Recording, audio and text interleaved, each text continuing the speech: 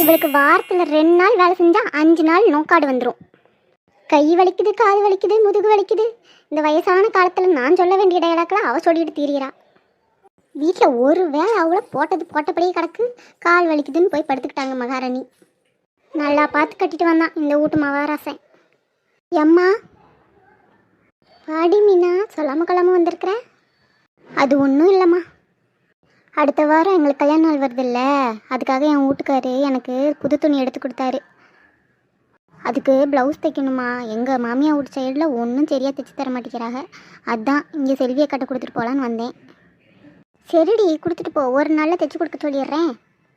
சரி, அதெல்லாம் இருக்கட்டும். எங்கே உன் மருமவ? நீ எல்லா வேலையும் செஞ்சுட்டு இருக்கிறவ. அதை ஏண்டி கேட்குற? உன் அன்னிக்காரிக்கு அடிக்கடி நோக்காடு வந்துடுது. இப்போ என்னடானா கால் வலின்னு போய் படுத்துக்கிட்டா. அப்போ வீட்டில் போட்டபடி கிடக்குல்ல, அதான் நானே எல்லா வேலையும் செஞ்சுக்கிட்டு இருக்கேன். யாருக்கு? உன் மருமவளுக்கு கால் வலி. இதை நான் நம்பணும்.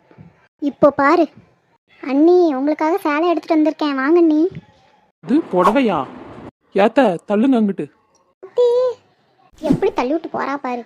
அதை கொண்டா நாத்து. புடவை ரொம்ப அழகா இருக்கு நாத்து, எனக்கோசரமா எடுத்துட்டு வந்தேன்.